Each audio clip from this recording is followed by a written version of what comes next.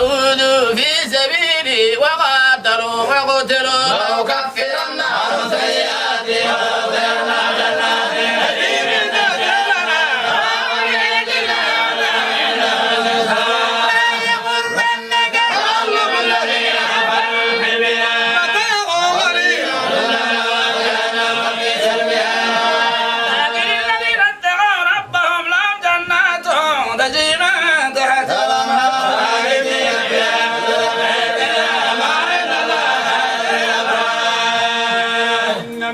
الكتاب لمن يؤمن بالله وما أنزل إليكم وما أنزل إليهم خاشعين لله لا يشترون بآيات الله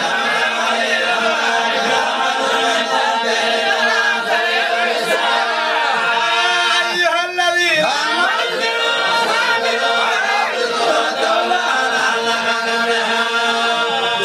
الرحمن الرحيم يا أيها الناس اتقوا ربكم الذي خلقكم من نفس واحدة وخلق منها زوجها وبث منهما رجالا كثيرا ونساء واتقوا الله الذي تساءلون به والأرحام إن الله كان عليكم رقيبا أقيموا الله اليتامى أموالهم ولا تتبدلوا الخبيث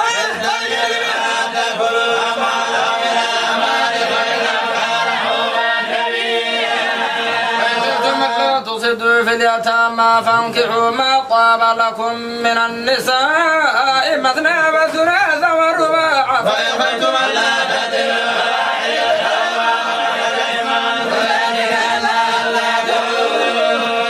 وآتوا النساء صدقاتهن نحلة فيهدين لكم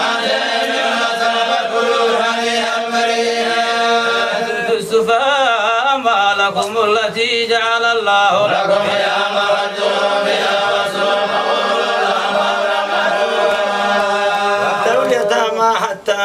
إذا بلغوا النكاح فإن آنستم منهم رشدا فادفعوا إليهم أموالهم ولا تأكلوها إسرافا وبدارا أن يكبروا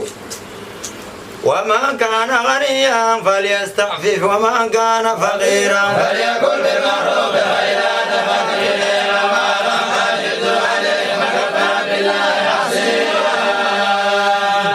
للرجال نصيب مما ترك الوالدان والأقربون وللنساء نصيب مما ترك الوالدان والأقربون مما قل منه وكثر نصيبا مفروضا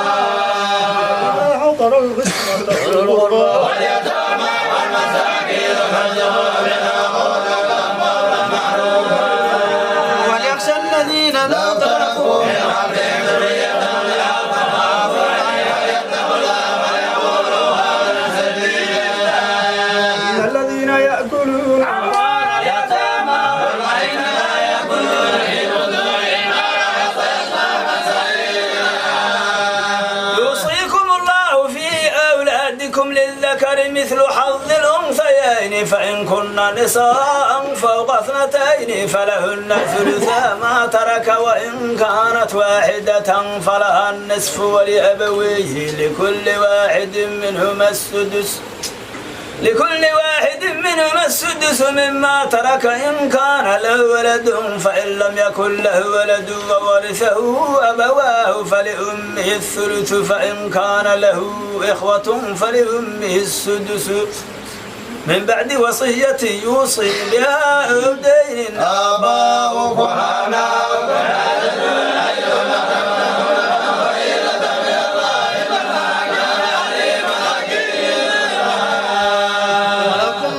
ما ترك أزواجكم إن لم يكن لهن ولد فإن كان لهن ولد فلكم الربع مما تركن من بعد وصية يوصين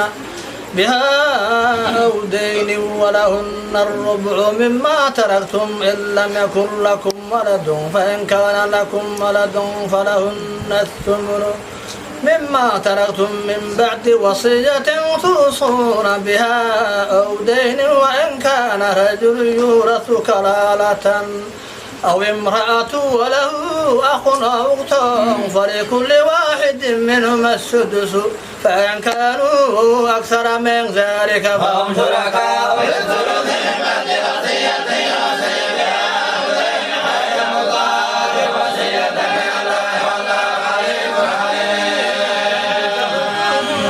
ومن يطع الله ورسوله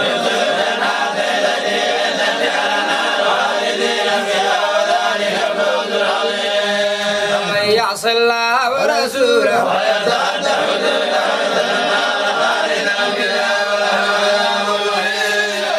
واللاتي يأتين الفاحشة من نسائكم فاستشهدوا عليهن 4 منكم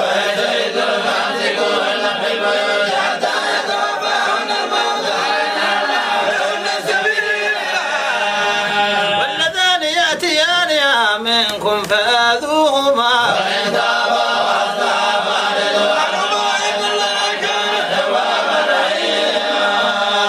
إنما التوبة على الله للذين يعملون السوء بجهالة ويتوبون من قريب أولئك يتوب عليهم وكان الله عليهم وليست التوبة للذين يعملون السيئات حتى إذا حضر أحدهم